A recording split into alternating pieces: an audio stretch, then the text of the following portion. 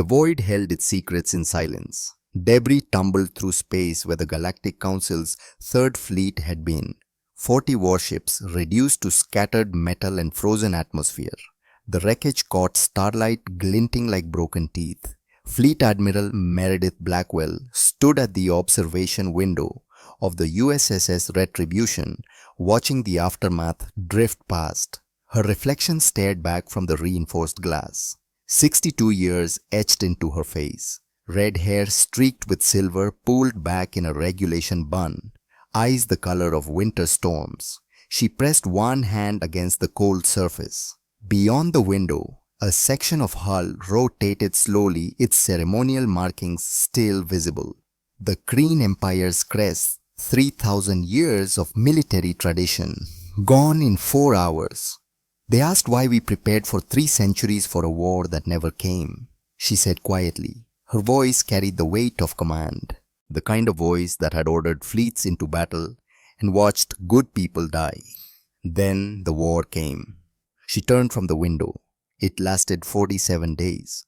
Behind her, the bridge of the Retribution hummed with restrained power. 200 crew stations, every console active, every officer focused on their duty. This was humanity's flagship, not the largest vessel in the fleet, not the newest, but the one that bore witness, the one that remembered.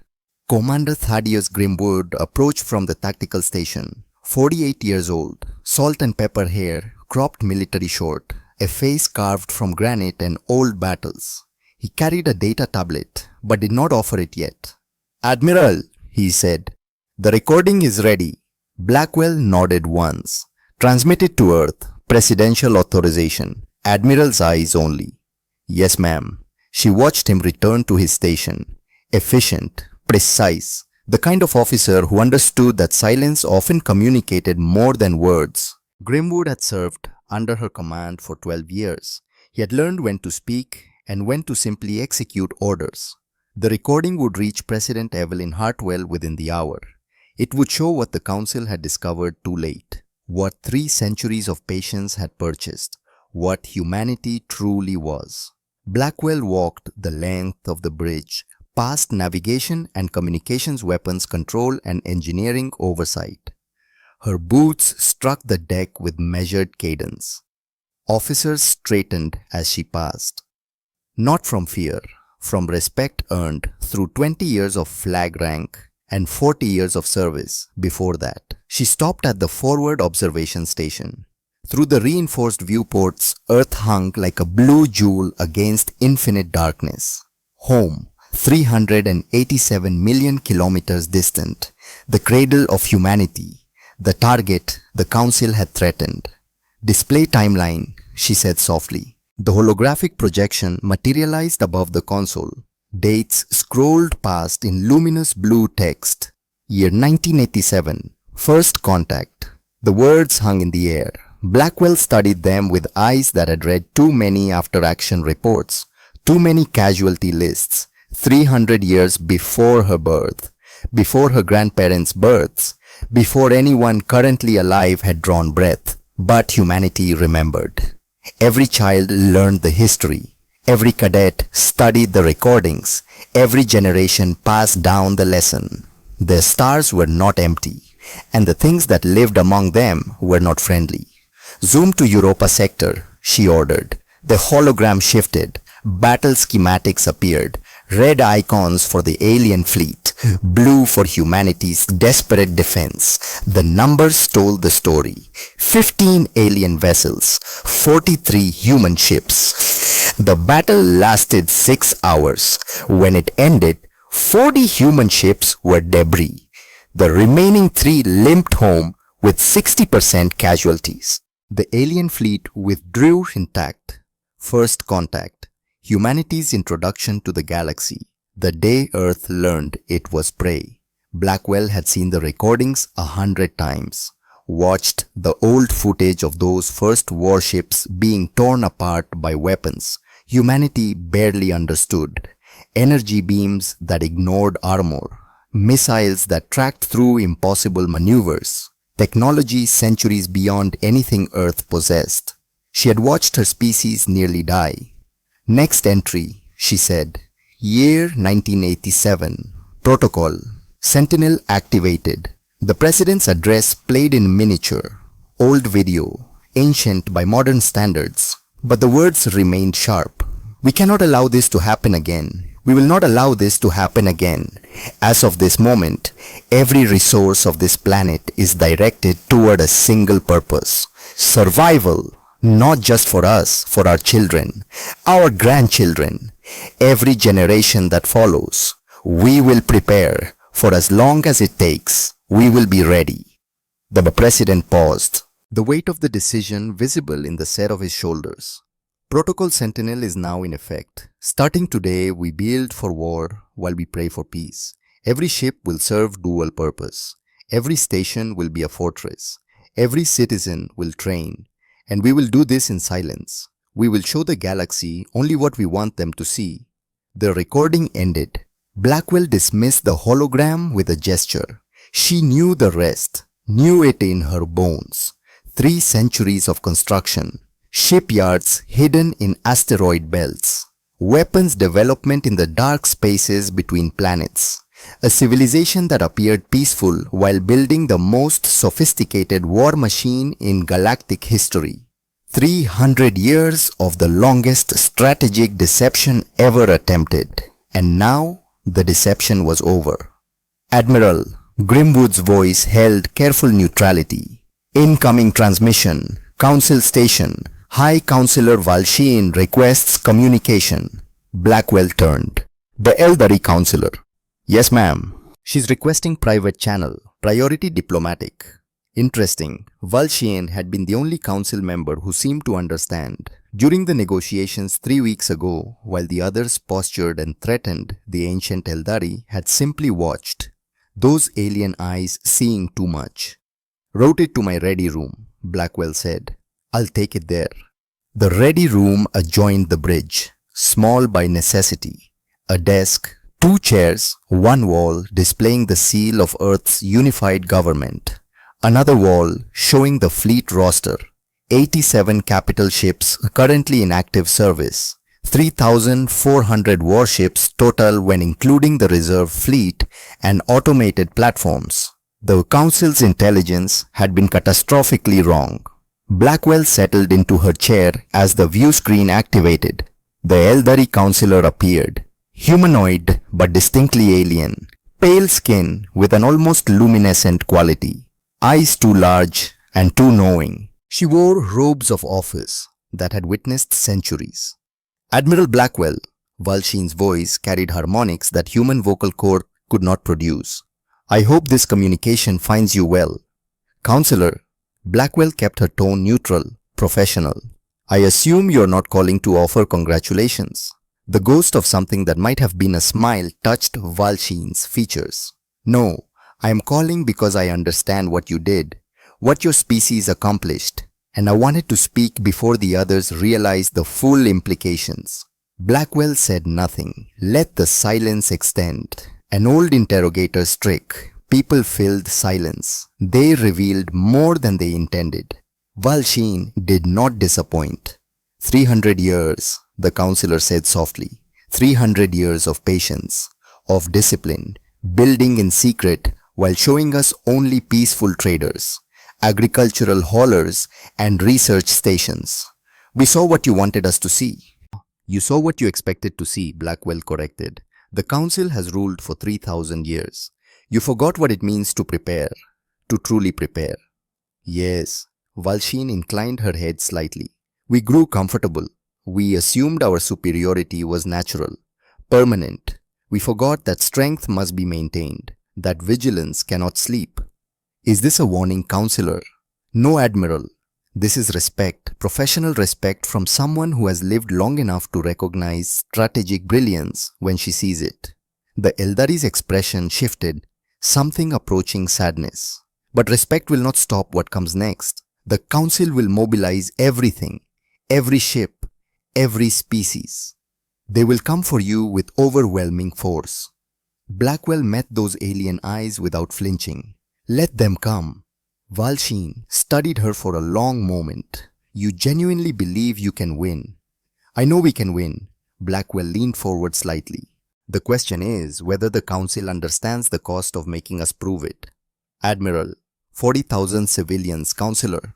Blackwell's voice dropped to something colder than the void beyond the hull. 40,000 men, women and children. New Horizon colony. They killed them to make a point, to demonstrate Council authority. She reached into her desk drawer, withdrew a photograph, placed it on the desk where the camera could see it. A little girl, 7 years old, red hair in braids, gap-toothed smile. Emma Blackwell, the Admiral said quietly. My granddaughter. She was on New Horizon for a school field trip, learning about colonial agriculture. She wanted to be a farmer when she grew up. Valshin's expression showed genuine grief. Admiral, I am. Don't. Blackwell's hand moved fractionally, a gesture stopping the condolence before it formed. Don't offer words. The Council crossed a line. Now they'll learn why humanity spent 3 centuries preparing for this moment. She picked up the photograph, studied it for a heartbeat, then placed it back in the drawer. When she looked up again, her face was stone. We gave the galaxy 300 years of peace. We asked for nothing except to be left alone. The Council responded with ultimatums, with threats, with the murder of children.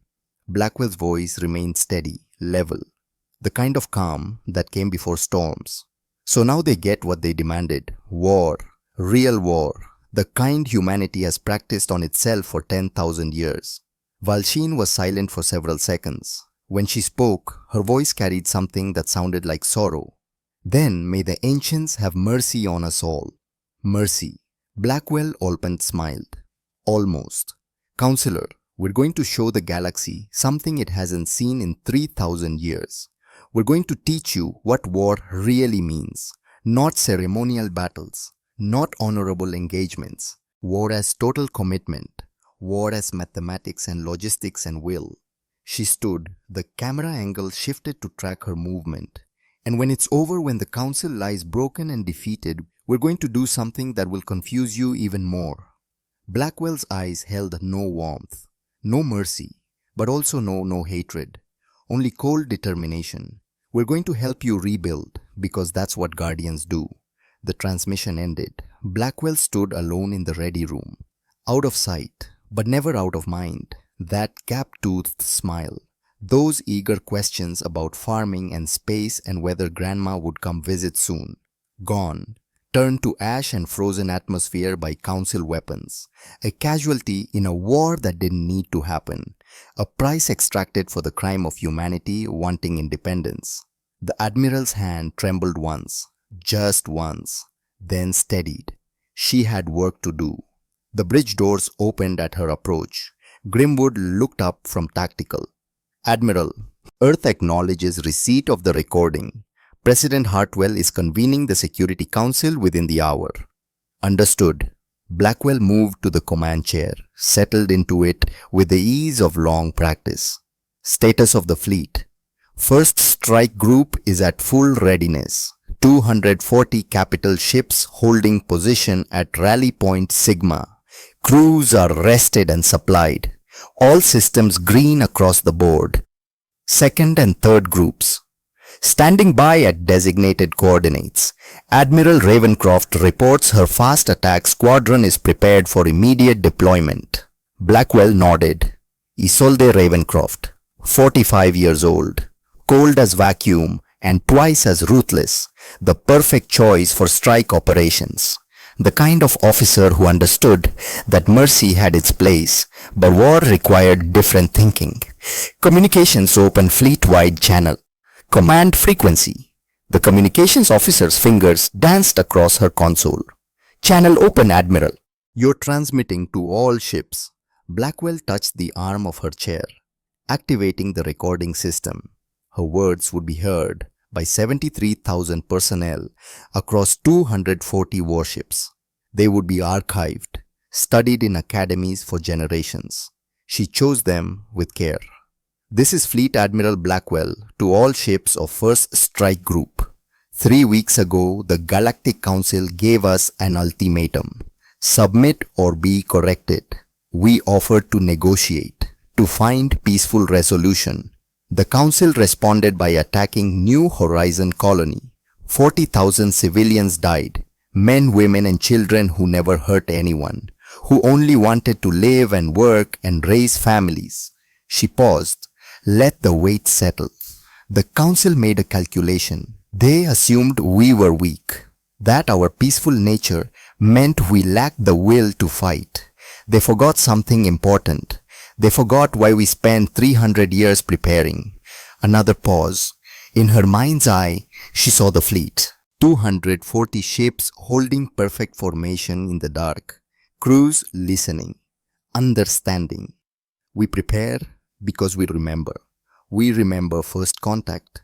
We remember watching our ships burn. We remember what it means to be prey. And we swore never again. Blackwell's voice remained steady, but underneath ran iron. So now the council gets what they demanded. War.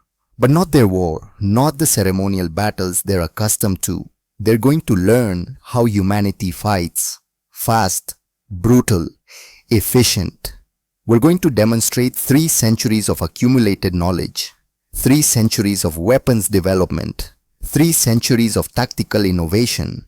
She leaned forward slightly. Emphasis. But we're also going to show them something else. We're going to show them restraint, discipline, the difference between capacity and intention. Yes, we can destroy them completely, utterly, but we won't. Because we're not like them. We fight to protect, not to conquer. We fight to survive, not to subjugate. The admiral straightened. All ships will follow engagement protocols exactly. Disable enemy vessels when possible. Destroy when necessary. Deploy rescue operations for survivors. Medical ships will treat enemy wounded without prejudice. We will demonstrate that humanity is strong enough to be merciful, and that mercy is not weakness. She touched the comm control again, about to close the channel, then added one final thought. Emma Blackwell was 7 years old. She wanted to be a farmer. The council took that future from her. But they won't take ours. We're going to win this war. And then we're going to build a galaxy where little girls can dream about farming without fear. That's what we fight for. That's why we'll win. Blackwell out. The channel closed. Silence filled the bridge. Officers returned to their duties. But something had shifted. Resolve crystallized into action. 300 years of preparation focused down to a single point. War. Admiral Grimwood said quietly, "Jump coordinates are locked. The fleet is ready." Blackwell studied the tactical display. 240 blue icons. Her responsibility, her command. 73,000 lives depending on her decisions. Behind them, Earth. Behind Earth, every colony, every station, every human being who ever looked at the stars and hoped for a future. "Helm," she said, voice carrying across the bridge. "Take us in. All ships execute jump on my mark." The tactical display showed the target, Kepler Expanse, where the Council's punishment fleet waited. 400 warships arranged in perfect formation. Ceremonial, beautiful. Exactly what 3,000 years of military tradition prescribed. Exactly what humanity had spent 3 centuries learning to defeat. "Jump in 3, Blackwell said. 2, 1. Mark. The universe folded. Space twisted around the Retribution's hull. The jump drive pulled them through dimensions human minds couldn't properly comprehend. For 3 seconds, that felt like eternity, they existed everywhere and nowhere. Then they arrived. Kepler Expanse bloomed across the view screen, a region of space notable for its emptiness. No planets, no asteroids, nothing except the Council fleet. 400 warships hung in perfect formation. Their hulls gleamed with ceremonial paint. Their weapons tracked the human arrival with mechanical precision.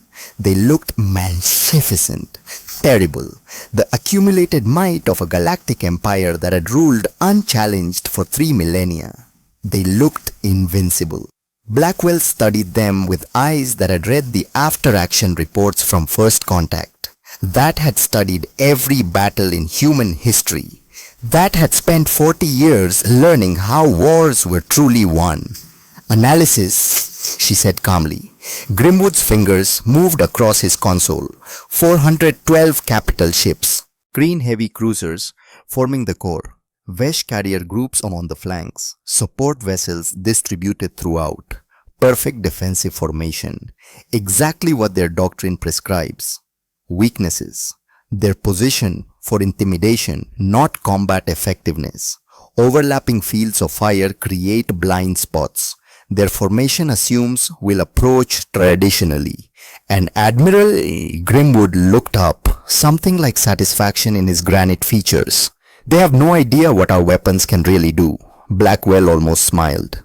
No, she agreed. They don't. The communications console chimed. Admiral, we're being hailed. Multiple frequencies. High Imperator Zarthekon himself. On screen. The view screen shifted. The Council fleet vanished, replaced by the bridge of the Kryn flagship. And there in all his reptilian glory stood the High Imperator.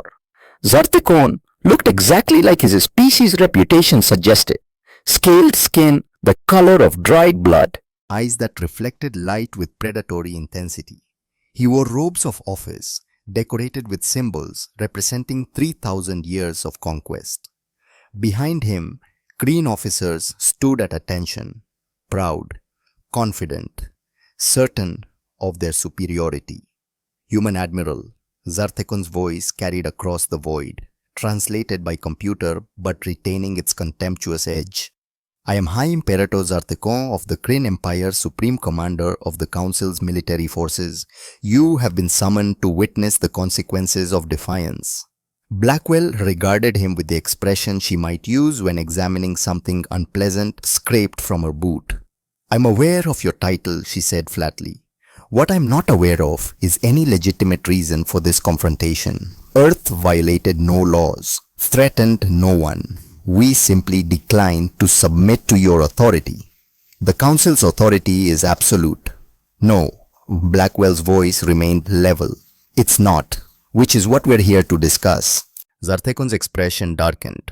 There will be no discussion, only demonstration. Your species will witness the price of rebellion. You will surrender, submit to Council rule, and perhaps we will show mercy. Now Blackwell did smile, cold as vacuum. Like the mercy you showed the children of New Horizon Colony. The High Imperator waved one scaled hand dismissively. Collateral necessity to demonstrate Council resolve. 40,000 civilians, children. You murdered children to make a political point. I terminated resistance, which is what I will do to your fleet unless you comply immediately. Blackwell was quiet for several seconds. When she spoke again, her voice dropped to something colder than anything Zarthekon had ever heard. High Imperator, I want you to understand something. What's about to happen is not revenge. It's not anger.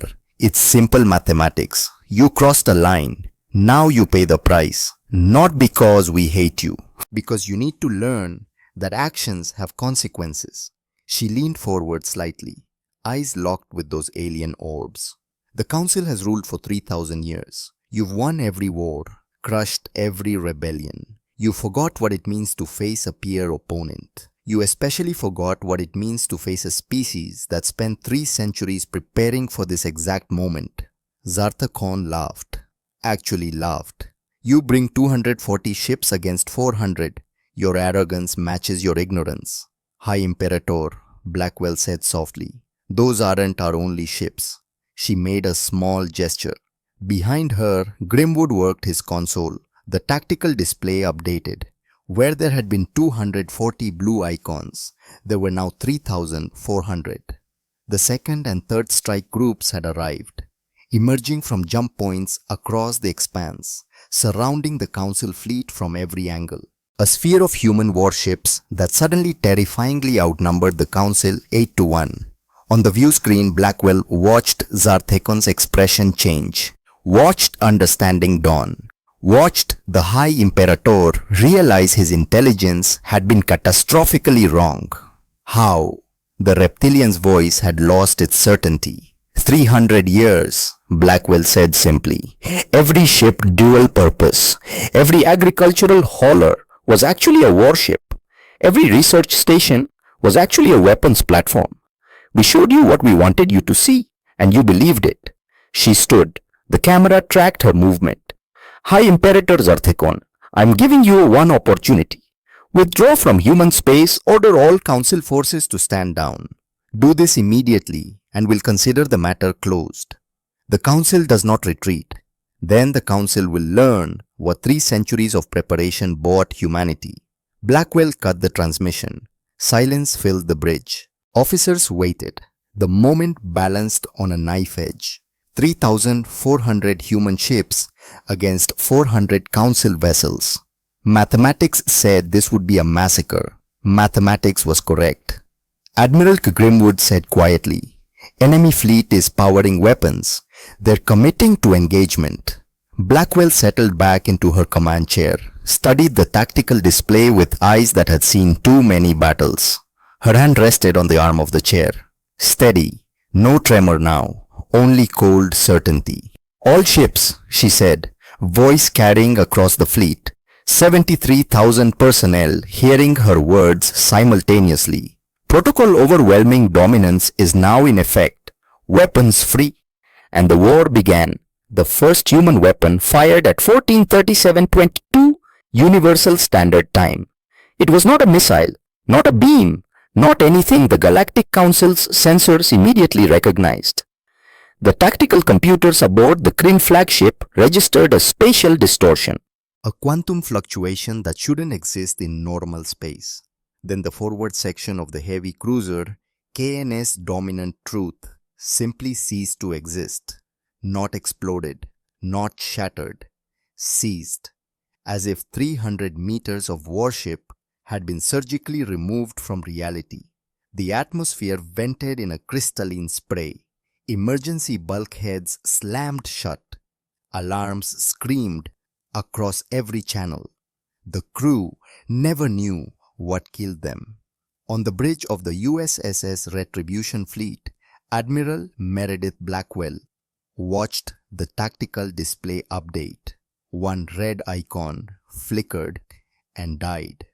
Around it, 411 others remained. Phase the shift torpedo impact confirmed. Grimwood reported. His voice carried professional satisfaction. Direct hit, targeted destruction only. No collateral damage to adjacent vessels. Acknowledged. Blackwell's eyes tracked the developing battle. All batteries begin systematic engagement. Priority Alpha targets first. Remember the protocols. Across 3,400 human warships, weapon systems came online with deadly precision. The phase shift torpedoes had been theoretical until 15 years ago. Quantum mechanics weaponized. The warheads existed in superposition, phasing through normal matter until they reached their designated coordinates. Then, they collapsed into standard space-time, occupying the same location as their target. Matter couldn't occupy the same space. Physics resolved the conflict the only way it could. Complete annihilation of everything within the weapon's radius. The Council fleet's energy shields were useless. The shields dispersed energy and deflected physical projectiles. But phase shift weapons existed outside normal defensive parameters. They struck from dimensions the shields couldn't block. 3 more Kryn cruisers died in the opening salvo. High Imperator Zarthekon stood on his flagship bridge, watching his fleet begin to die. His tactical officer was shouting reports, damage assessments, casualty numbers, ships gone, ships crippled, ships asking for orders that made no sense anymore. Return fire, Zarthekon roared. All vessels, full offensive barrage. The Council fleet obeyed. 400 ships unleashed their weapons simultaneously. Energy beams lanced across the void. Missiles accelerated on pillars of fusion fire. The concentrated firepower could have sterilized the planet. The human fleet dodged, not scattered, not retreated. Dodged. 3,400 warships executing synchronized evasive maneuvers that seemed impossible for vessels that size. They moved like fighter craft, jinking and burning with acceleration that should have pulverized their crews. The Council's weapons hit empty space. Graviton lances commenced firing, Blackwell ordered calmly. The second weapon system activated. Graviton lances were exactly what their name suggested, focused gravitational beams that created localized fields of crushing force. The technology had taken 60 years to develop, another 30 to miniaturize, but the result was worth the investment. A Vesh carrier shuddered as invisible force seized its hull. The gravitational field intensified. Metal screamed. The carrier's spine bent, then snapped. The vessel broke in half, spilling fighter craft like seeds from a broken pod. Emergency pods launched. Crew abandoning ship. Human medical vessels moved in immediately, not to attack, to rescue. All ships. Blackwell broadcast on open channels. Universal translation active. We are deploying rescue operations for enemy survivors. Medical ships will treat wounded without prejudice. Any vessel interfering with rescue operations will be disabled. On the Kryn flagship, Zarthekon stared at his view screen in disbelief. They're rescuing our crews, his tactical officer confirmed. Yes, High Imperator. Human medical vessels are pulling survivors from destroyed ships. They're providing emergency care. While killing us. Yes, sir. Zarthekon felt something he hadn't experienced in 3 decades of military command. Confusion. The humans were annihilating his fleet with weapons he couldn't counter, but simultaneously rescuing the survivors, treating enemy wounded. It made no tactical sense. It made no sense at all. Unless they're trying to prove something, he said slowly, demonstrating capability while showing restraint.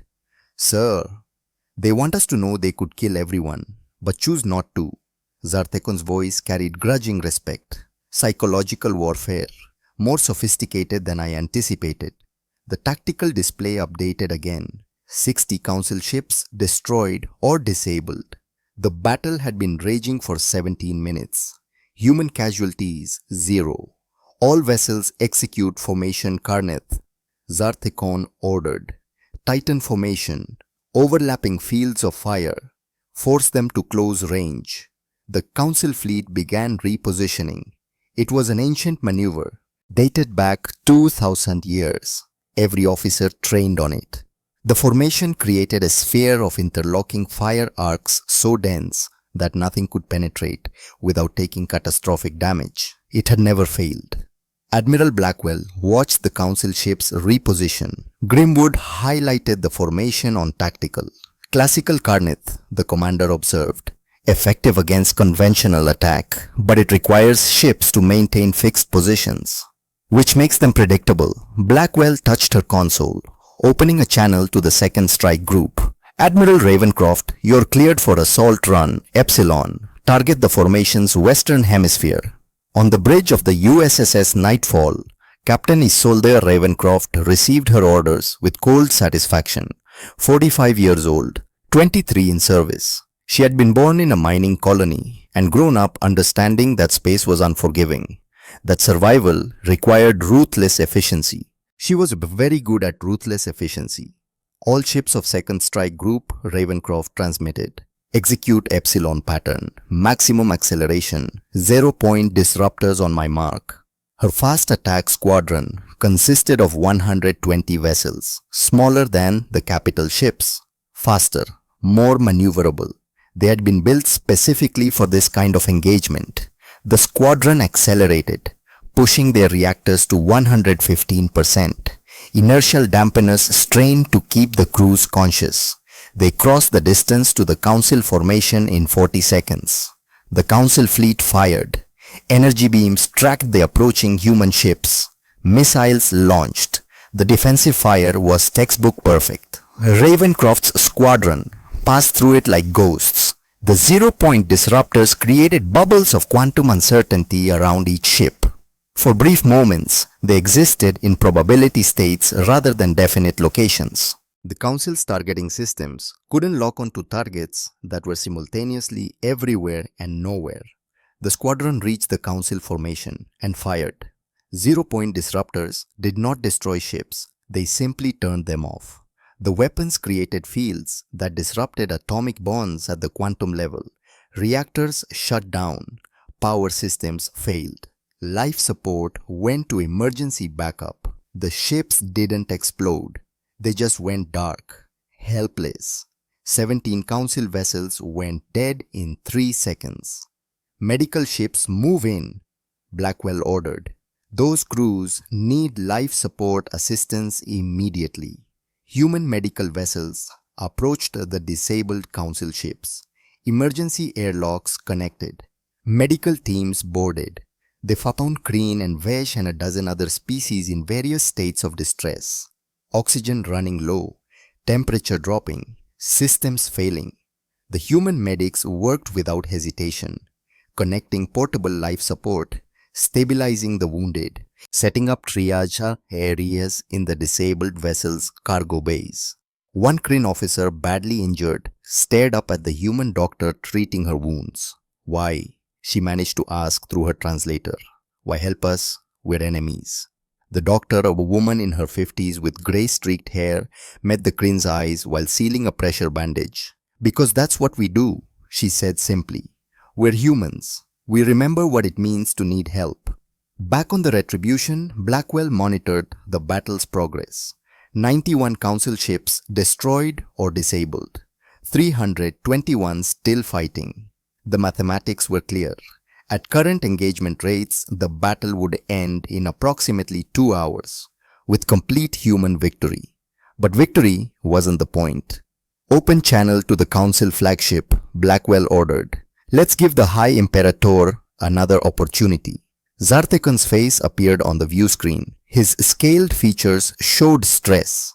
Behind him, his bridge crew worked frantically. Damage control reports scrolled across displays. Casualty numbers climbed. "Admiral Blackwell," the reptilian's voice had lost its earlier arrogance. "I assume you're contacting me to demand surrender." "No, High Imperator. I'm contacting you to offer it." Blackwell kept her tone professional. "Withdraw your remaining ships. Stand down your weapons. This ends immediately. The Council does not surrender. Then more of your people die. For nothing. Because you're not going to win this battle. Your intelligence was wrong. Your assumptions were wrong. And now you're paying the price for 3,000 years of complacency." Zartekon was silent for several seconds. On his tactical display, another ship vanished. Then another. His fleet hemorrhaging strength, while the human vessels remained untouched.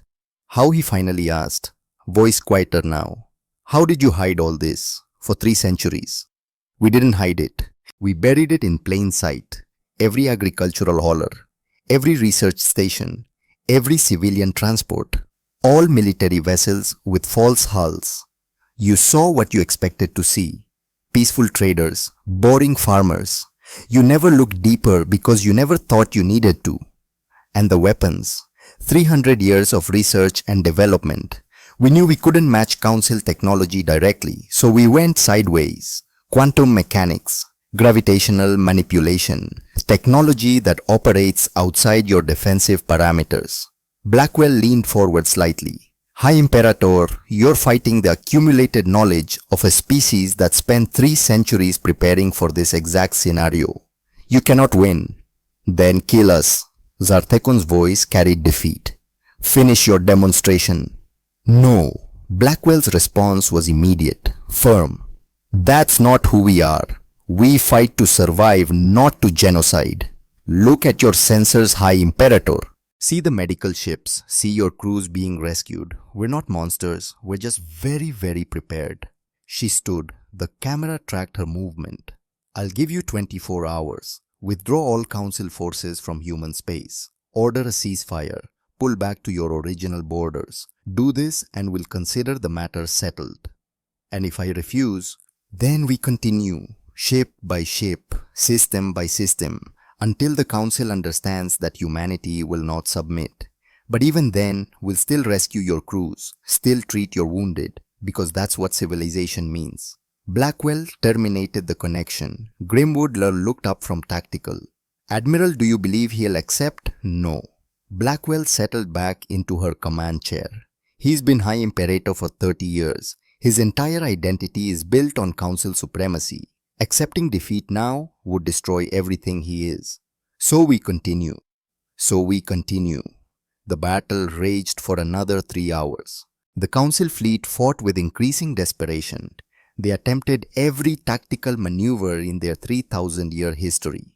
Classical formations, aggressive assaults, defensive withdrawals. Nothing worked. The human fleet adapted to every strategy before the Council could fully implement it. By 18 Saturday Universal Standard Time, the numbers were catastrophic.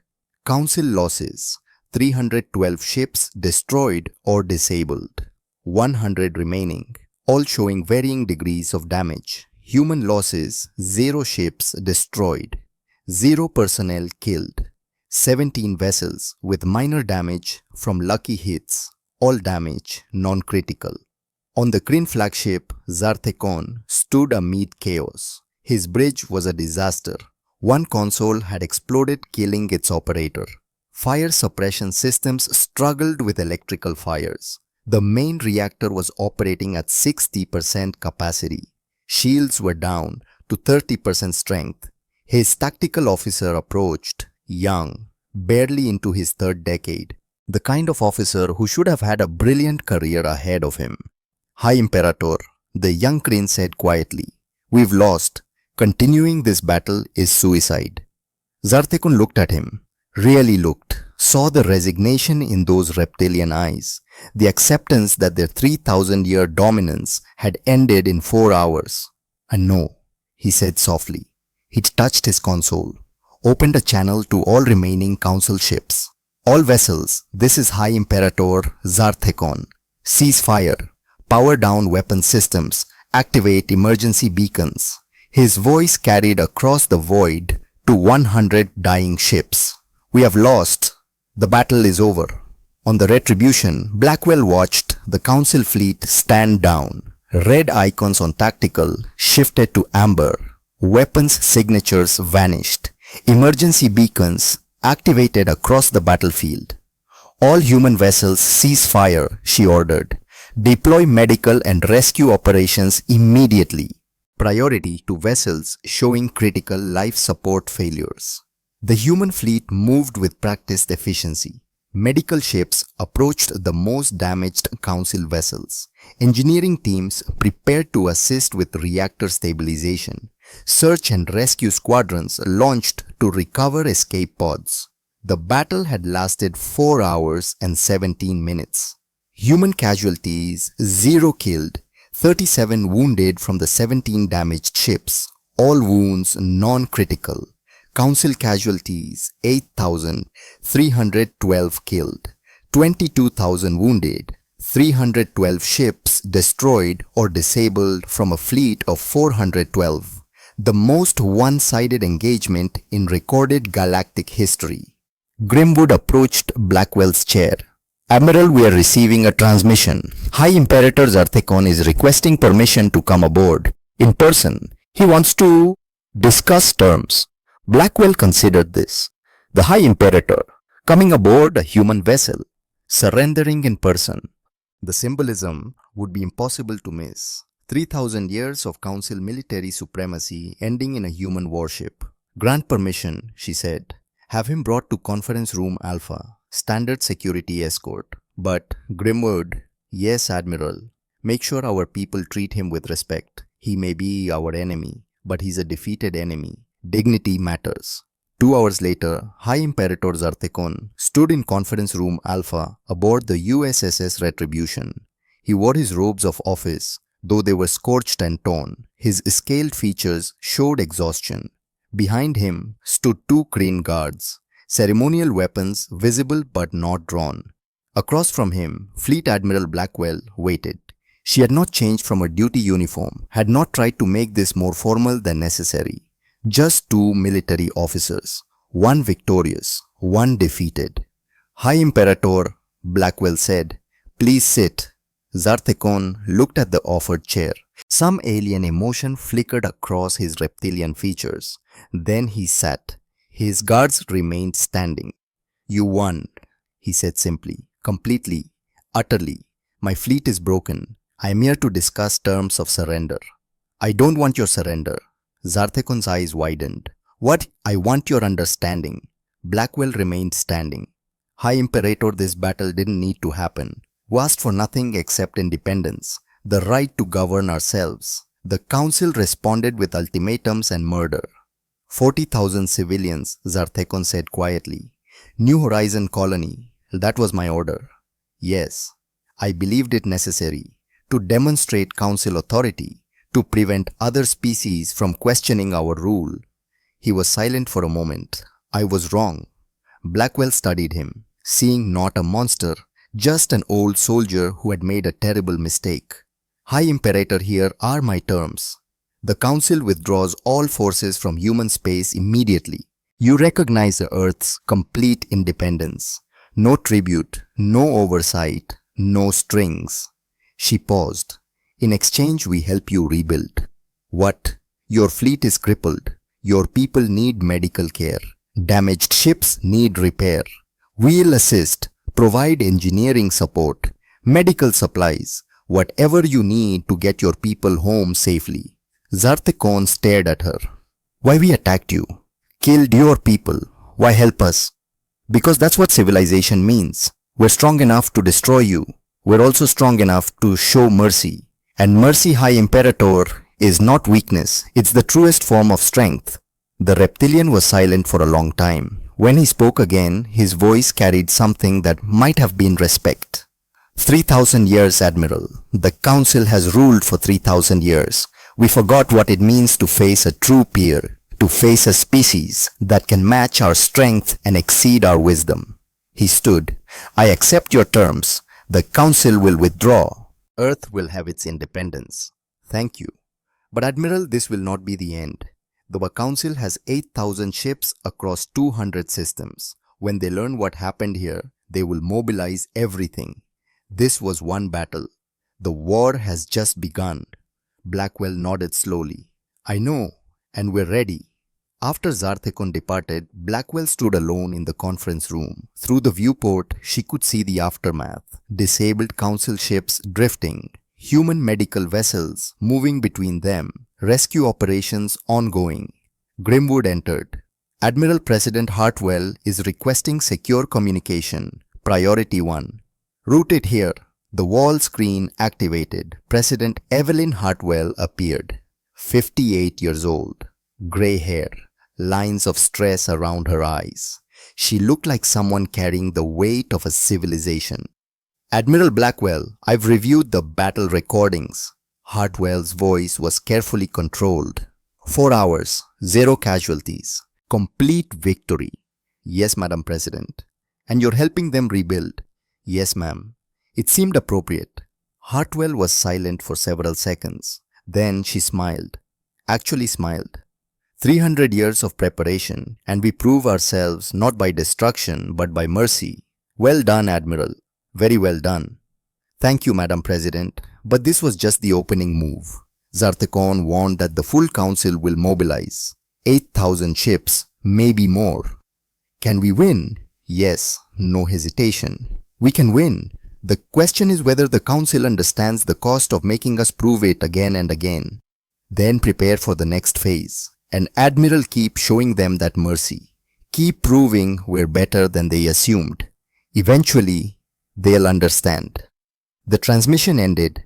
Blackwell stood at the viewport, watching the rescue operations continue. Over the next 3 weeks, humanity demonstrated its commitment to mercy. Human engineering teams boarded damaged council ships. They repaired reactors, stabilized life support, made vessels space-worthy enough to limp home. Green and Vesh engineers watched in amazement as humans worked around the clock to save ships they had just crippled. Medical facilities on human stations treated over 20,000 wounded council personnel. Doctors who had never seen alien physiology, they studied frantically, learned, adapted, saved lives that would have been lost. And slowly, grudgingly, the council began to understand. These humans were not conquerors. They had demonstrated the capacity for overwhelming violence, but chose restraint. They had shown they could kill with impunity, but preferred to save lives. It was confusing, contradictory, and completely outside the Council's 3,000-year experience. On the fifth day after the battle, Admiral Thraknor of the Vesh Collective found himself in the medical bay of the USS Retribution. His injuries were severe. Compound fractures, internal bleeding. He should have died when his ship was hit. Instead, a human doctor named Patricia Kellerman had operated for 6 hours, stabilized him, saved his life. Now he lay in a recovery bed, watching the doctor make her rounds. She moved efficiently between beds, human and alien patients both, treating everyone with the same professional care. "Doctor," Thraknor called out. His translator rendered his clicking speech into English. "May I ask you something?" Kellerman approached. "Of course, Admiral. How are you feeling?" Confused, the Vesh officer struggled to sit up. Kellerman helped him adjusting the bed. "Your species just defeated my fleet, killed thousands of my people. Why save me?" Kellerman was quiet for a moment, then pulled up a chair, sat beside his bed. "Because that's what we do," she said simply. "We're doctors. We took oaths to save lives, to heal, to do no harm. Those oaths don't have exemptions for enemies." "But we attacked you." "Yes, and we responded. We defended ourselves. But the battle is over now, Admiral. You're not my enemy anymore. You're my patient." Thraknor processed this. His species understood honor, understood duty, but mercy toward defeated enemies was not part of their cultural framework. "This is why you'll win the war," he said finally. "Not because of your weapons, because of this, because you can be strong without being cruel." Kellerman smiled. "I hope it doesn't come to that. I hope the Council sees reason, but if not..." She shrugged. "We'll do what we have to, and then we'll help clean up the mess. That's civilization, Admiral." On Earth, President Hartwell convened an emergency session of the Security Council. The recording of the Battle of Kepler Expanse had been broadcast across human space. Every colony, every station, every citizen had seen 4 hours of footage showing humanity's fleet dismantling the Council's might. The reaction was complex. Pride, certainly. 300 years of sacrifice and preparation had paid off.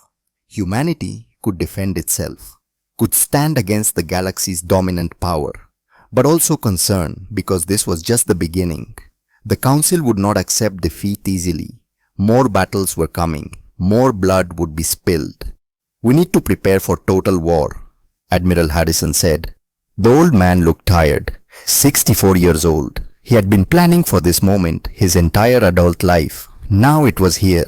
"The Council has 8,000 ships. We have 3,400. The mathematics are not in our favor. Unless we don't fight their kind of war." Blackwell's voice came through the communications link. She was still aboard the Retribution overseeing the rescue operations. "We can't match them ship for ship in traditional engagement, so we don't fight traditionally." "Guerrilla operations?" Hartwell asked. "Exactly. Hit and run. Target their supply lines. Force them to spread their fleet thin, trying to defend everything. Make the war so costly that victory becomes impossible.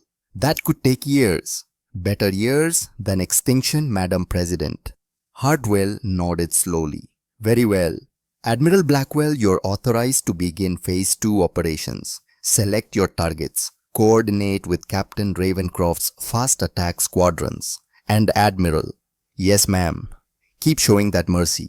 Keep proving we're better. Eventually, someone on the Council will realize peace is preferable to endless defeat." Over the following weeks, humanity launched a systematic campaign unlike anything the Council had experienced.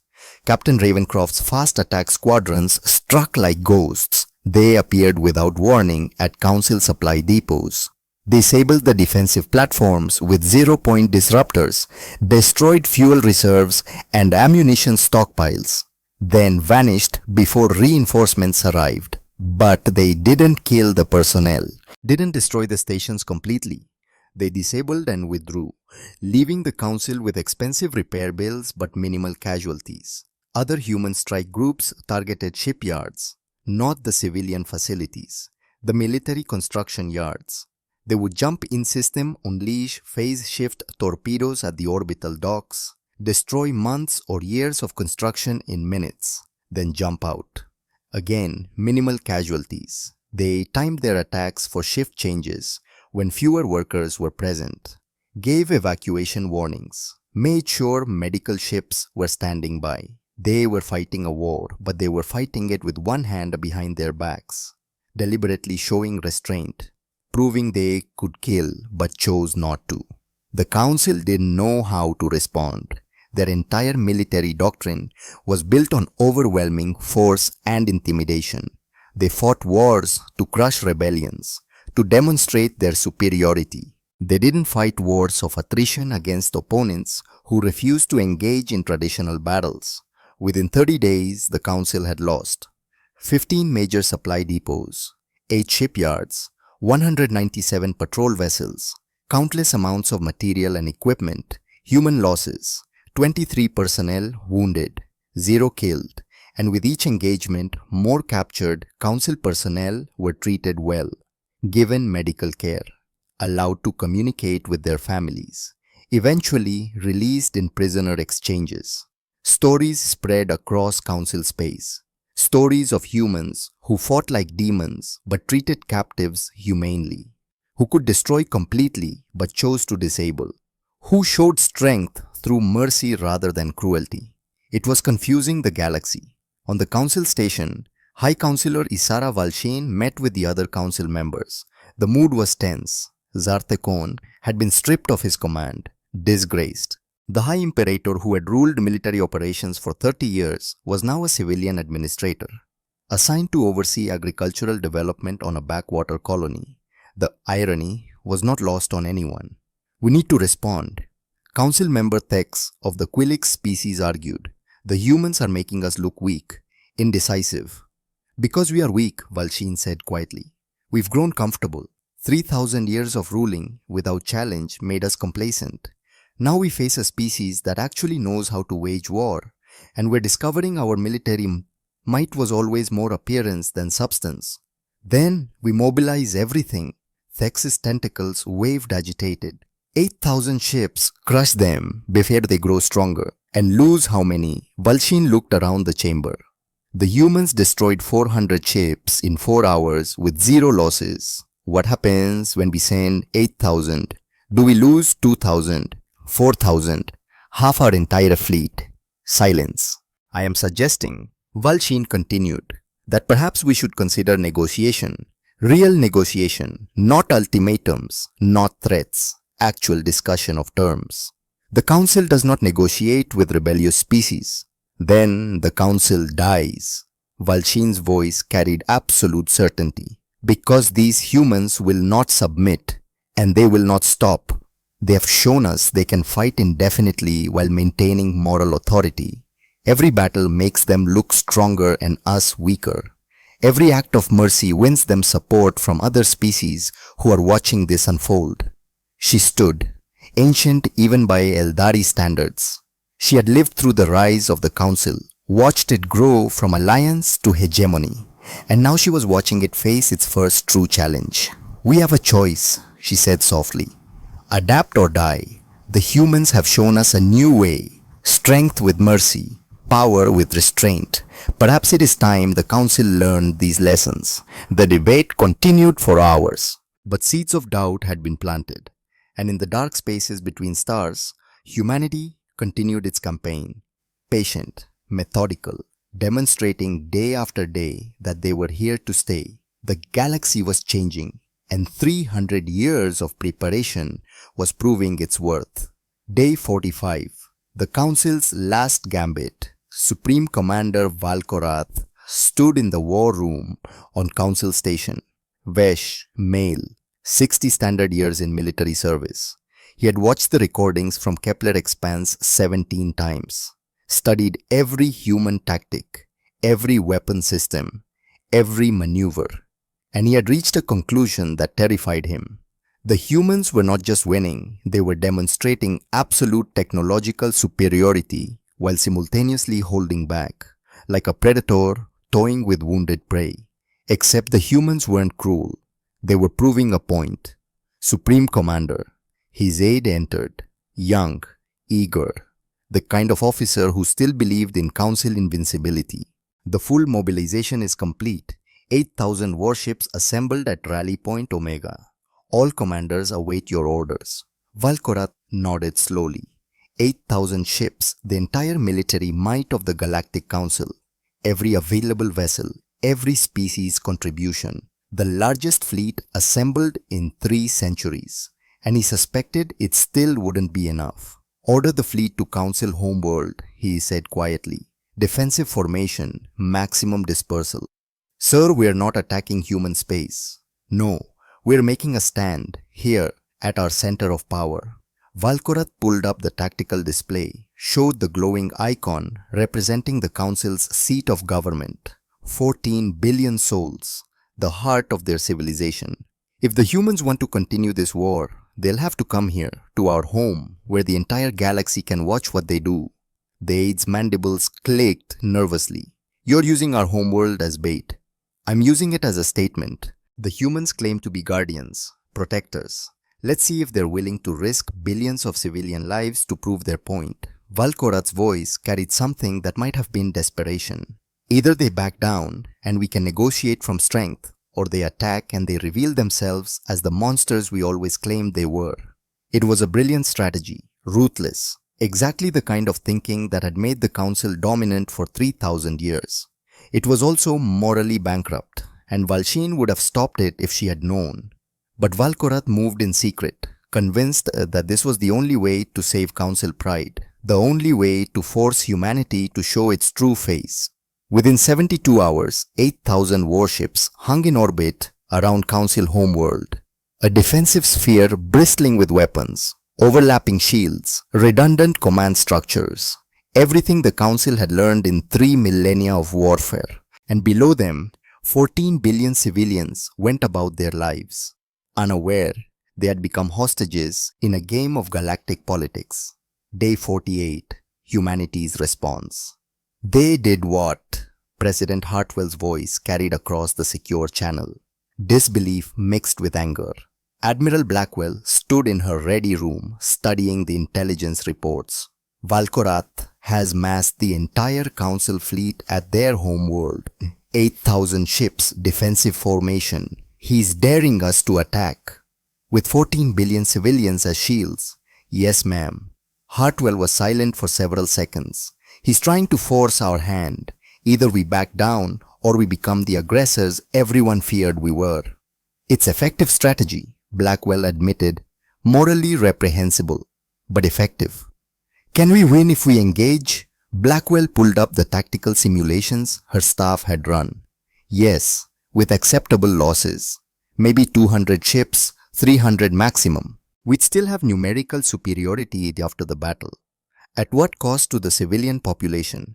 That's the problem. Blackwell's jaw tightened. Valkorath is gambling we won't risk civilian casualties. That will negotiate rather than fight. He's using their own people as hostages. Admiral Harrison's voice joined the channel. There might be another option. I'm listening, Hartwell said. We don't attack. We don't negotiate. We demonstrate. Harrison paused. We show them a weapon so overwhelming, so terrifying that continued resistance becomes unthinkable. And then we prove we're civilized enough not to use it. Blackwell understood immediately. Project Prometheus. Yes, Hartwell's face showed conflict. That's a line we swore we'd never cross. We're not crossing it, Harrison countered. We're approaching it, showing them where it is and then stepping back. That's the entire point. Explain, Hartwell demanded. Blackwell pulled up the classified files. 7 years ago, we completed development on the Helios-class Stellar Disruptor, designation SDS Prometheus, and 6 sister ships.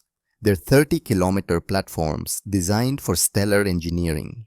Theoretical applications include star lifting, stellar reignition, controlled supernova triggering, and theoretical weapons applications. They can destabilize a star, create a cascading fusion reaction. The host system would be destroyed within 72 hours. The silence on the channel was profound. You're suggesting we threaten to destroy their sun? Hartwell's voice was barely a whisper. No, Blackwell said firmly. I'm suggesting we deploy the platform, show them we have the capability, and then explicitly not use it. Prove that we could commit genocide and choose not to. That's the ultimate demonstration of restraint. It's also the ultimate intimidation. Yes, ma'am, it is. Hartwell drummed her fingers on her desk, the nervous habit more pronounced now. If we do this, there's no going back. The galaxy will know we possess star-killing weapons. Some species will see that as proof we're the threat they feared. Others will see it as proof we're trustworthy. Harrison countered. That we hold ultimate power and choose mercy. That's the entire foundation we're trying to build. And if Valkorath doesn't believe we'll hold back if he thinks we're bluffing, then he's even more foolish than Zarthekan, Blackwell said. We've done everything we said we would, demonstrated every capability we claimed. We don't bluff, Madam President. We state facts. Hartwell closed her eyes, the weight of the decision visible in every line of her face. She was being asked to authorize the deployment of a genocide weapon, to threaten an entire star system, 14 billion lives, to prove humanity was civilized enough not to use it. Do it, she said finally. Deploy SDS Prometheus. Make your demonstration. And Admiral Blackwell. Yes, ma'am. Make damn sure they understand we're not using it. This has to be crystal clear. We're showing capability while guaranteeing restraint. If there's any ambiguity, any confusion, this becomes the mistake that defines us for centuries. Understood, Madam President. The transmission ended. Blackwell stood alone in her ready room. What they were about to do would change everything. The careful balance of showing strength while proving mercy. The demonstration that humanity could be trusted with overwhelming power. Or it would confirm every fear the galaxy had about the sleeping giant that had finally awakened. She touched her comm unit. Commander Grimwood, activate Project Prometheus. Coordinates Council Homeworld System. Arrival time 72 hours. Acknowledged Admiral, Prometheus is en route. Day 51, the ultimatum. SDS Prometheus emerged from jump space 50 million kilometers from Council Homeworld's sun. The platform was enormous. 30 kilometers of stellar engineering equipment, magnetic containment fields that could bottle fusion reactions, quantum computers running stellar dynamics simulations, energy collectors that could siphon material directly from a star's photosphere. It was the most sophisticated piece of technology humanity had ever built, and it could kill 14 billion people in 72 hours. Valkorath stared at his tactical displays in horror. Every sensor was screaming. The gravitational signature alone was off the scale. And the energy readings. What is that thing? He whispered. His science officer checked her readings 3 times before answering. It appears to be Stellar Engineering Equipment Supreme Commander, but on a scale I've never seen. The quantum signatures suggest it's designed to interact with the star itself. To what purpose? The officer's voice faltered. To destabilize it. The war room fell silent. They wouldn't, Valkorath said, but his voice carried no conviction. An incoming transmission interrupted them. Universal broadcast. Every frequency, every ship, every station in the system. Fleet Admiral Meredith Blackwell appeared on every screen. This is Fleet Admiral Blackwell to Supreme Commander Valkorath and all Council forces. What you're looking at is the SDS Prometheus, Helios-class stellar disruptor. It is one of 7 such platforms humanity has built. She paused. Let that sink in. 7. Prometheus is capable of inducing stellar destabilization through controlled manipulation of fusion reactions in the star's core. Once activated, the process is irreversible.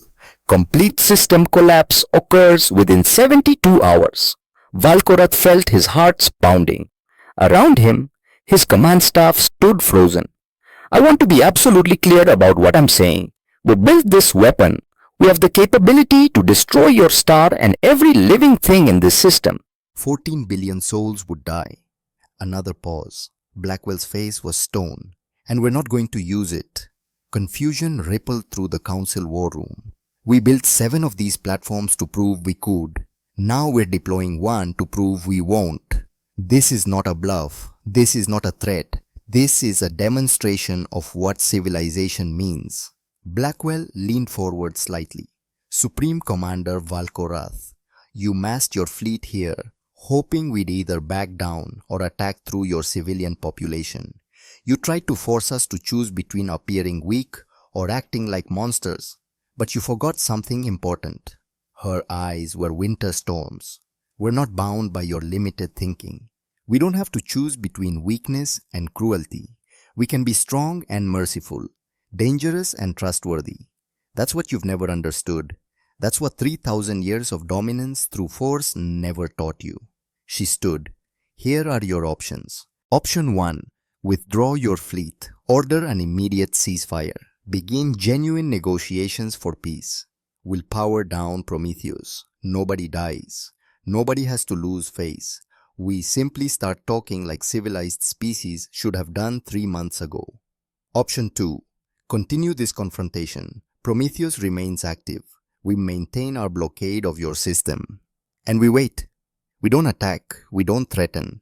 We just demonstrate that we can sit here forever with the ability to destroy you and choose not to. Eventually, your people will ask why you're continuing a war against opponents who are showing such restraint. Blackwell's voice softened slightly, just slightly. Option 3 is the one I hope you're intelligent enough not to choose. You attack our fleet. You try to destroy Prometheus, in which case we defend ourselves. And you'll discover that the 8,000 ships you've assembled aren't enough. You'll lose. Your fleet will be crippled, and we'll still not use Prometheus. We'll still show mercy to your survivors, and your people will know forever that you forced this outcome. She sat back down. You have 24 hours to decide. After that, we begin negotiations on our terms, or we maintain this standoff indefinitely while your economy collapses and your people question why their leaders can't end a war against opponents who are demonstrating superhuman restraint. Blackwell's face softened for just a moment, showing something human beneath the military authority. Supreme Commander, I don't want to do this. I don't want to sit here with a gun to your entire civilization's head. Even if I promise never to pull the trigger, the situation itself is obscene. But you forced this. You used your own people as hostages. So now we're going to show you what real civilization looks like. We're going to sit here with ultimate power and choose not to use it. That's the difference between us and you. That's what you need to learn. The transmission ended. Silence filled the council war room. Valkorath stared at the screen, at the tactical display showing the massive platform hanging near their sun, at the human fleet maintaining perfect formation beyond their defensive perimeter, at the evidence of his catastrophic miscalculation. They're serious, his science officer said quietly. The platform is active. It's running simulations, but it's not initiating the destabilization sequence. They really could destroy us, Valkorath said, and they really aren't going to, unless we force them to defend themselves. Valkorath looked around his war room, at the officers who had trusted his strategy, at the displays showing 14 billion civilians going about their lives below, at the 8,000 ships that suddenly seemed wholly inadequate. He had tried to trap the humans into revealing themselves as monsters. Instead, they had revealed him as the monster. Open a channel, he said quietly. Priority, diplomatic. I need to speak with High Counselor Valshin. Sir, do it. Now. Within the hour, Valshin had convened an emergency session of the full council. The debate was fierce. Some members still wanted to fight, still insisted the humans were bluffing. But most understood they were facing a species that held star-killing weapons, that could commit genocide with the push of a button, and was choosing not to. That level of restraint was more terrifying than the weapons themselves. It proved the humans weren't the threat. The council's own paranoia was the threat. Valshin called for a vote. The motion was simple: begin genuine peace negotiations on humanity's terms. The vote was close. Some species voted no.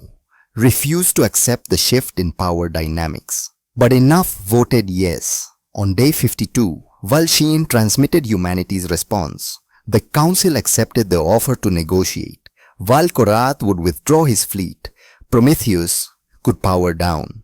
And the galaxy would learn that humanity had held the ultimate weapon and chosen not to use it. That choice would echo for generations. Day 54 of the war arrived with deceptive calm. Fleet Admiral Meredith Blackwell stood in the observation dome of the USSS Retribution, watching Council homeworld rotate slowly beneath the ship. The planet looked peaceful from orbit, cities glittering like scattered jewels across the surface, ships moving between stations in orderly traffic patterns, 14 billion lives continuing as if the sword hadn't been hanging above them for 3 days. But everything had changed. 54 days ago, the Galactic Council had believed humanity was prey, weak, easily dominated. Now they knew different. Now they understood that 3 centuries of apparent peace had hidden not just military might but moral authority. The question was, what happened next? Admiral, Commander Grimwood's voice came through her earpiece. SDS Prometheus has completed power down sequence. All systems inactive. Engineering confirms the platform is in stable configuration. Acknowledged. Begin jump prep. I want Prometheus back in the Oort cloud within 12 hours. Yes, ma'am. An Admiral incoming transmission. Council station. High Counselor Valsheen requests communication. Private channel. She says it's urgent. Blackwell touched her comm unit. Route it to my ready room. I'll take it there. She walked through the ship's corridors, past crew members who straightened and saluted as she passed. Faces she had memorized, names she knew. These 73,000 personnel across the fleet were her responsibility. Their lives, their futures, the weight of command never lessened. You just learned to carry it better. The ready room was exactly as she had left it. Desk with its data terminals. 2 chairs. She sat, composed herself, then activated the view screen.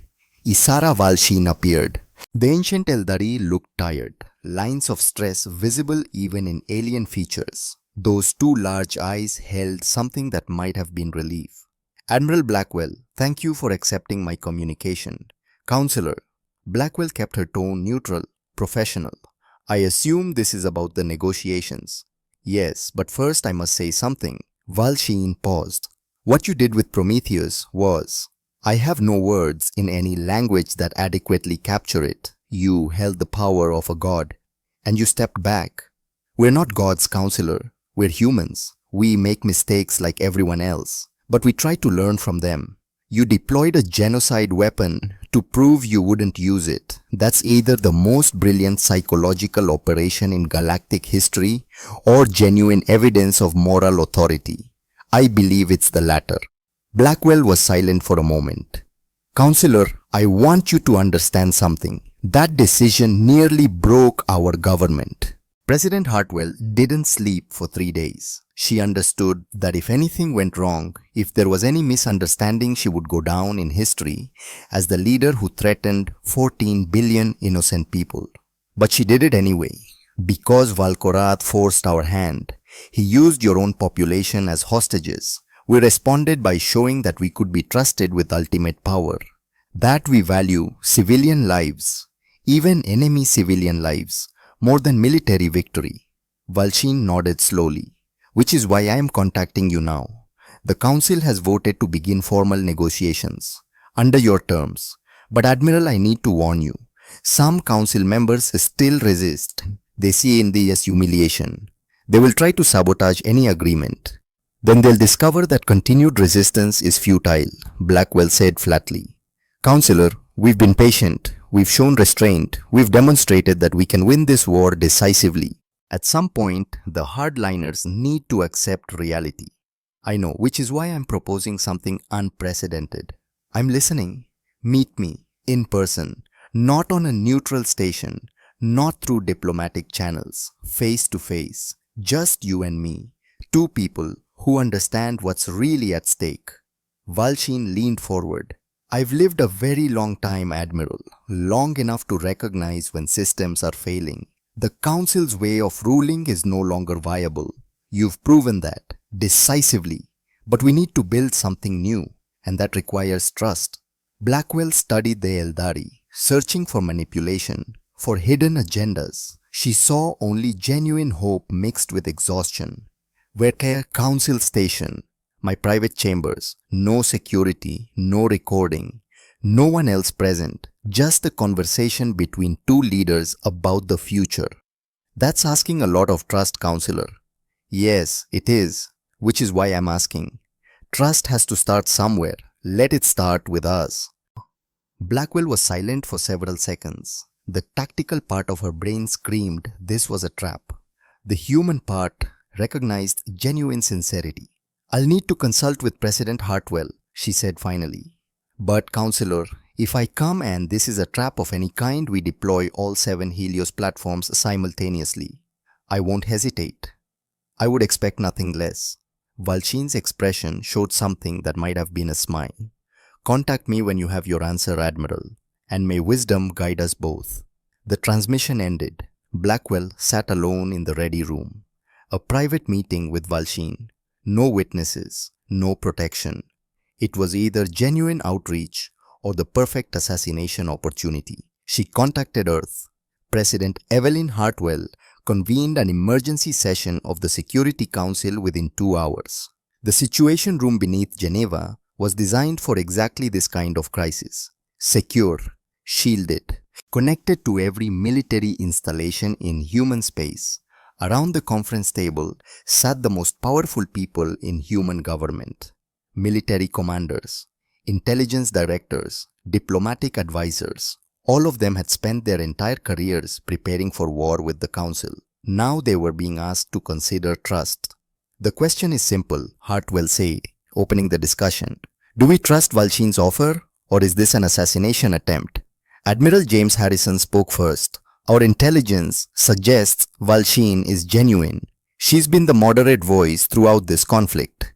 If anyone on the Council truly wants peace, it's her. But, Hartwell prompted, but she's not in complete control. The hardliners could use this opportunity. One shot, one bomb, and humanity's military leader is dead. Which is why we don't send the Admiral alone.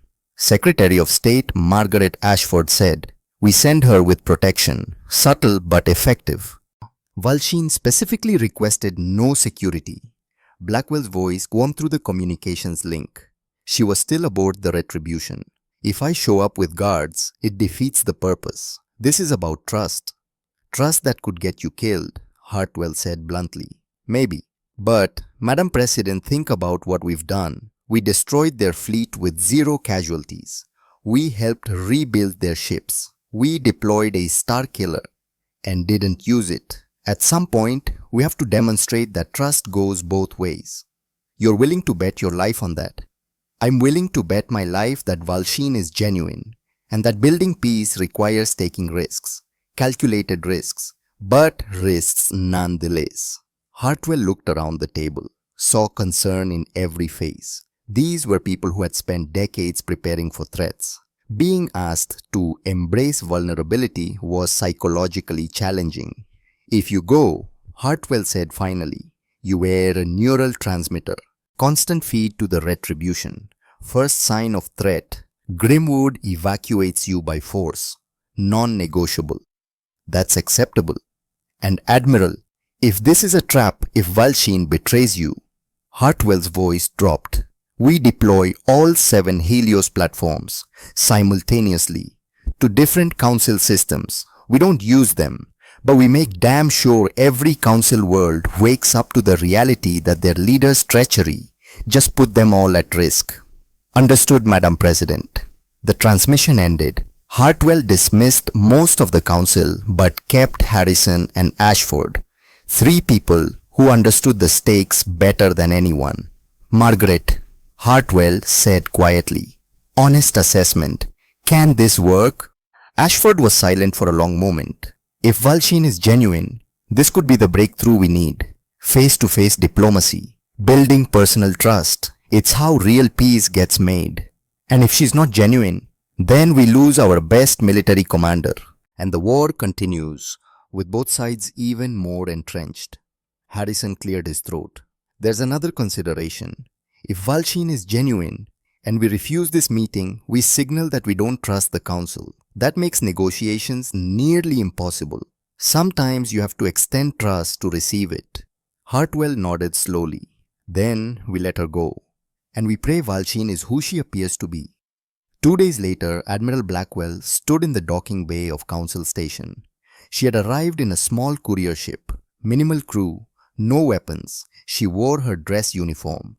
Not body armor, not tactical gear. Just the formal attire of a flag officer conducting diplomatic business. A gesture of trust. Valshin met her personally. The ancient elderly stood alone in the bay. No guards, no aides. Just one very old being who had lived long enough to understand that sometimes courage meant vulnerability. Admiral Blackwell, thank you for coming. Councillor Valshin, I hope this trust is well placed. As do I. Valshin gestured toward a corridor. My chambers are this way. Please follow me. They walked through the station in silence. Other council members stared as they passed, whispering, wondering what the human admiral was doing here, whether this was negotiation or trap. Blackwell's neural transmitter hummed softly against her skull. Grimwood would be monitoring, ready to act if needed. Valshin's chambers were surprisingly modest. Books, actual physical books, lined the walls. A desk covered in data tablets. A viewport showing the stars. It looked like the office of a scholar, not a politician. Please sit. Valshin gestured to a chair, settled into another one across a small table. Would you like refreshment? I have beverages compatible with human biology. No, thank you, Counselor. Let's talk. Valshin nodded. Very well. Admiral, I'll be direct. The council is dying. Not quickly, not obviously, but it's dying nonetheless. 3,000 years of ruling through force has left us hollow. We forgot how to govern, how to inspire loyalty through anything except fear. And now you've removed that fear. You're welcome, Blackwell said dryly. A ghost of a smile touched Valshin's features. Indeed, but now we face a problem. The council can't defeat you militarily. We've proven that rather conclusively, but we also can't simply surrender. The political backlash would fracture us completely. Dozens of species would declare independence. The galactic order would collapse. Is that necessarily bad? It is, if the alternative is chaos. Admiral, the council may be flawed, but it provides structure. It resolves disputes. It maintains trade routes. It protects weaker species from exploitation. If we dissolve overnight, you'll have 100 regional wars within a year. Blackwell considered this. So what are you proposing? Evolution, not revolution. The council transforms into something new. A confederation of equals. No more ruling body. Instead, a forum for cooperation, where sovereign civilizations meet to discuss mutual interests. Valshin leaned forward, and humanity becomes the first partner in this new system. Why us? Because you've demonstrated the qualities necessary to make it work. You're strong enough to defend yourselves, trustworthy enough to hold ultimate weapons and not use them. And most importantly, you understand that power should serve justice, not ego. Blackwell was quiet for a long moment. Counselor, what you're describing is revolutionary. It would fundamentally reshape galactic civilization. Yes, it would. And it's necessary. The old order is dead. You killed it. Now we need to build something better together or watch everything collapse into conflict. And the hardliners, the council members who still want to fight, will be outvoted. If humanity agrees, if you stand with me, I can carry the vote. But I need your commitment that you'll work with us, not just win the war, build the peace. Blackwell stood, walked to the viewport, looked out at the stars. Somewhere out there, Emma had died. 40,000 people had been murdered. 300 years of preparation had led to 54 days of war. For what? Revenge, domination, or the chance to build something better? My granddaughter wanted to be a farmer, Blackwell said quietly. She asked me once why we needed big warships if we were a peaceful civilization.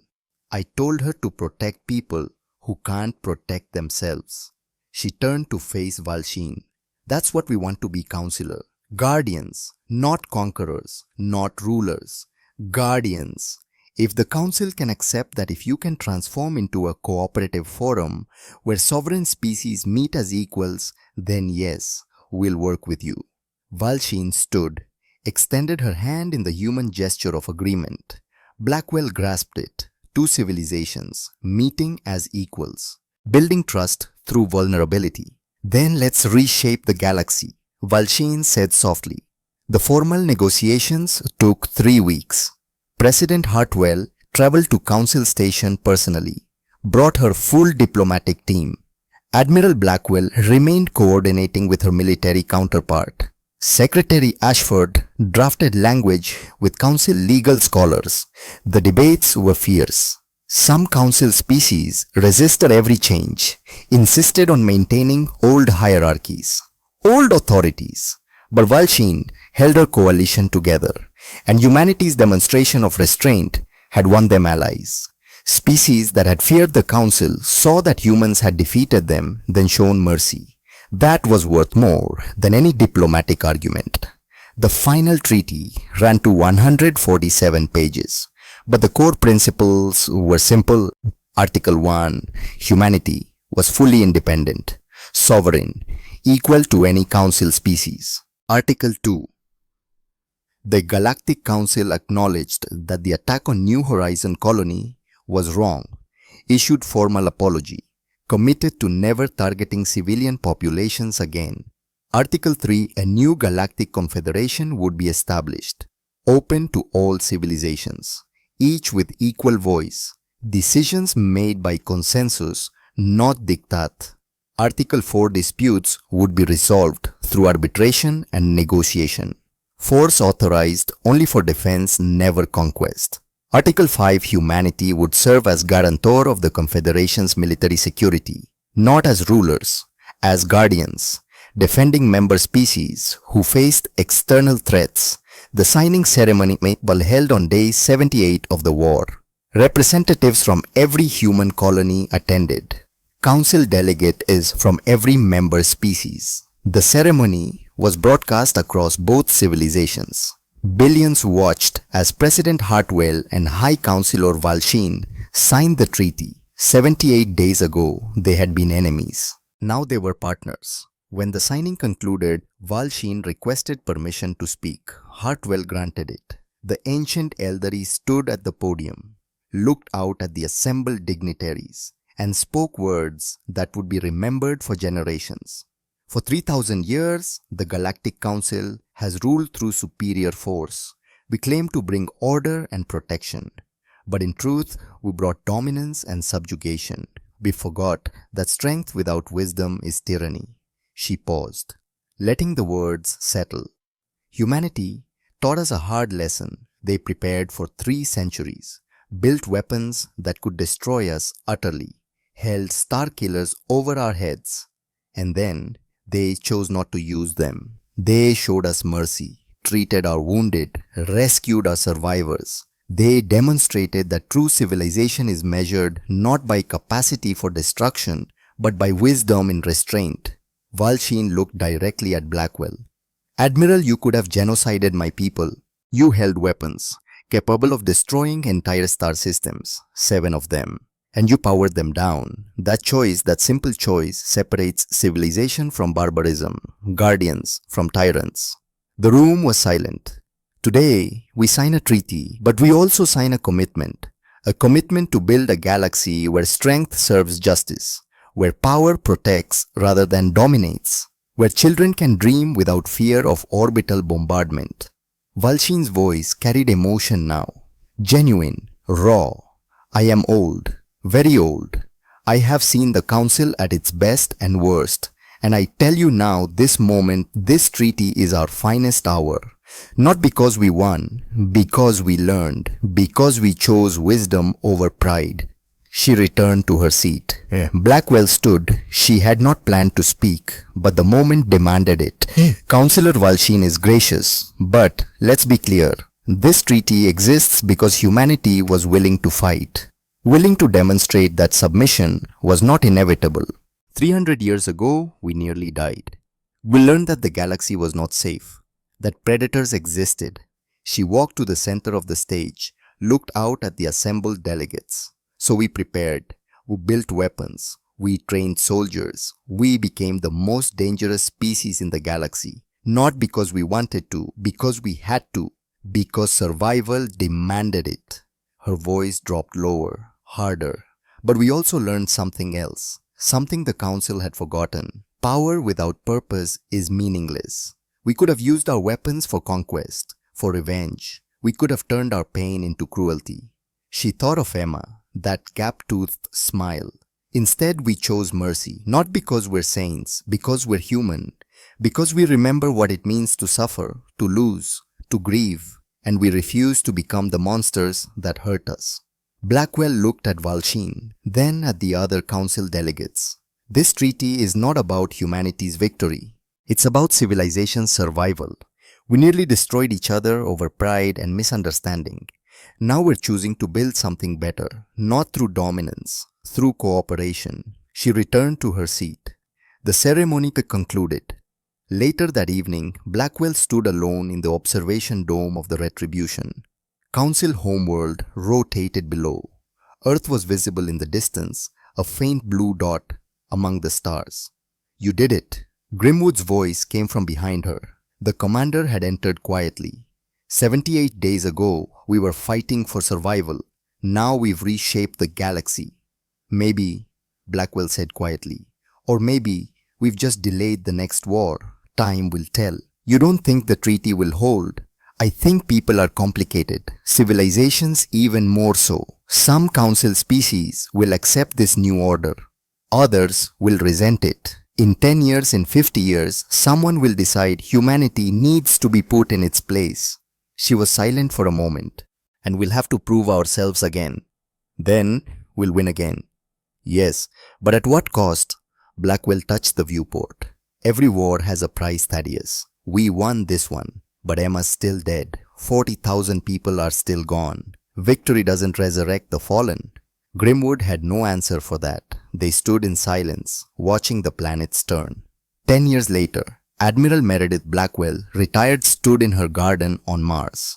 Actually stood in it, not managing it from orbit, not reviewing it through video feeds. Actually here, hands in soil, growing things. She was 72 now, grey hair more silver than red, lines deeper around her eyes, but her hands remained steady as she tended the tomato plants. Farming, just like Emma had dreamed about. A transport shuttle landed nearby. Blackwell looked up, shading her eyes against the Martian sun. A figure emerged, wearing Admiral's insignia. Captain Isolde Ravencroft. Except she wasn't a captain anymore. Fleet Admiral now, commander of Earth's defense forces. The position Blackwell had retired from 3 years ago.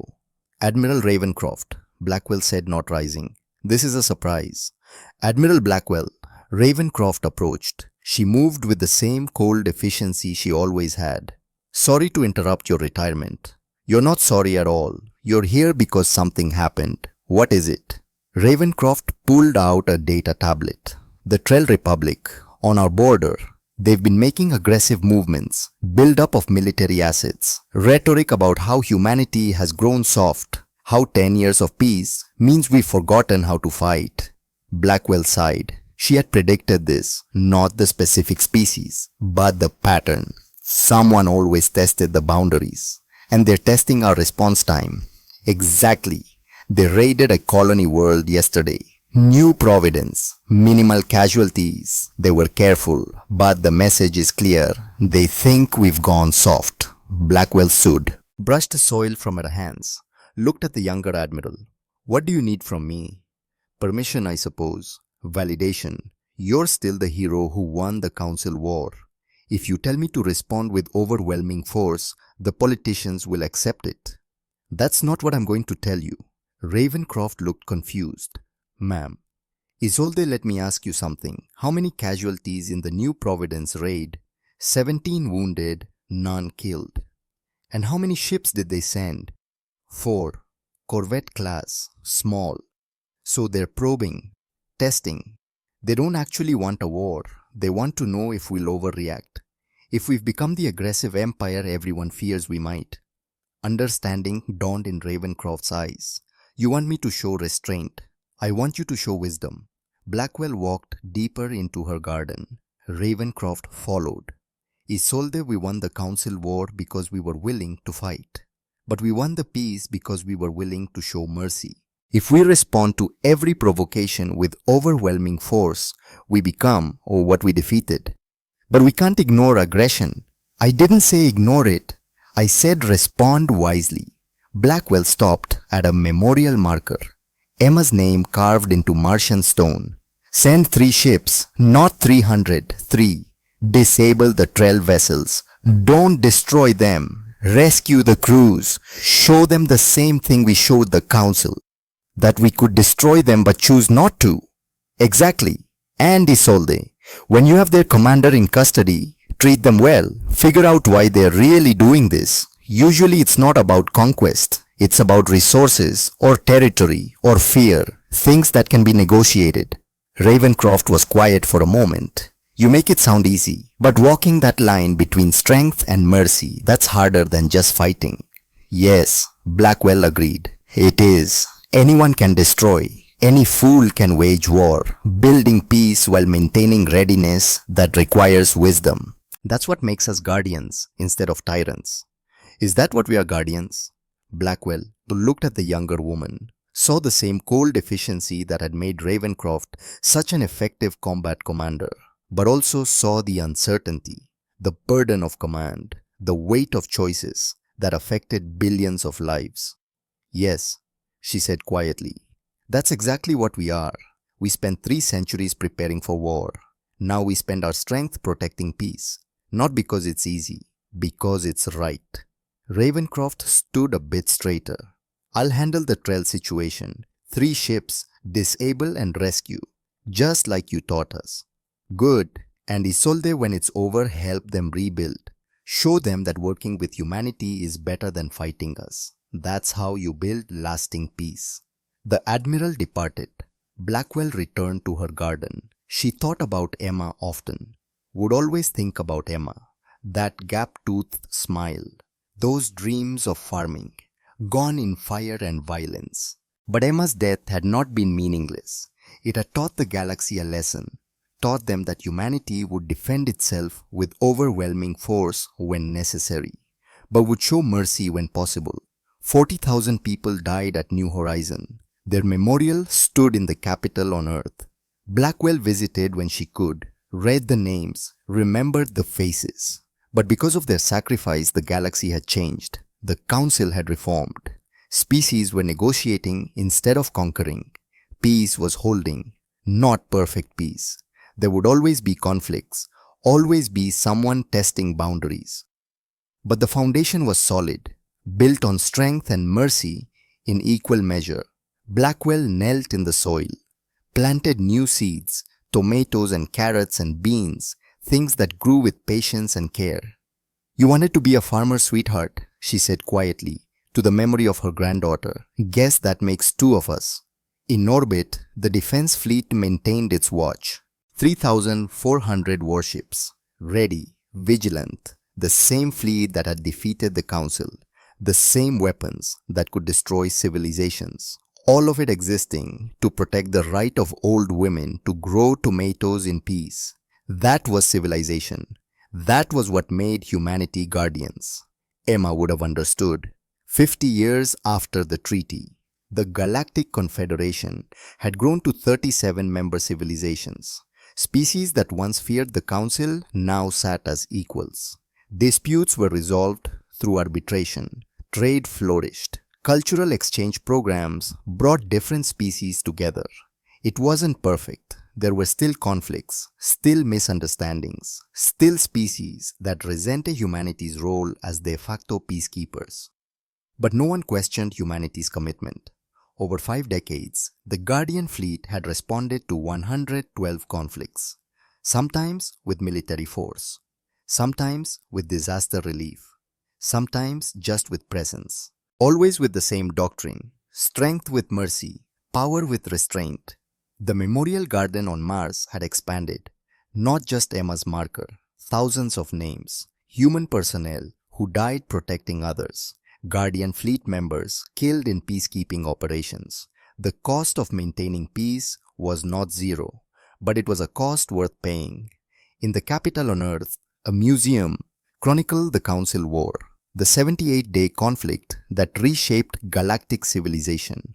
Tourists from a dozen species walked through exhibits showing human preparation, the 3 centuries of patient building, the weapons that made victory possible. But the most popular exhibit was the last one. A simple room, dark, quiet, with one video playing on loop. Admiral Meredith Blackwell, 72 years old, standing in her garden on Mars, speaking to young officers visiting for guidance. Real strength isn't the ability to destroy everything, her recorded voice said. It's the wisdom to know when not to, not, we built weapons of genocide. We deployed them, and we powered them down without using them. That choice, that simple choice, separates civilization from chaos, guardians from tyrants. She smiled slightly, tired, worn by decades of service. That choice will echo for generations, long after I'm gone, long after everyone who fought in the war is gone, because we proved something important. We proved that power and mercy are not contradictory, that strength can serve justice, that civilization means being dangerous enough to protect the innocent and wise enough to restrain yourself. The recording ended, reset, played again. Visitors stood in silence. Human, Kreen, Vesh, Eldari, species that once tried to conquer each other, now learning together, learning the lesson humanity taught. That true strength comes not from capacity to destroy, but from wisdom to build. That guardians remember what wolves look like because once they were wolves. That the choice to show mercy when you could show violence is what makes civilization worth protecting. Emma Blackwell died at 7 years old, dreaming of farming. Her death bought a future where children across the galaxy could dream in peace. That was the price, and the victory, and the legacy that would endure. The Guardian fleet continued its watch, ready, vigilant, patient, because the choice, that simple choice, would echo forever.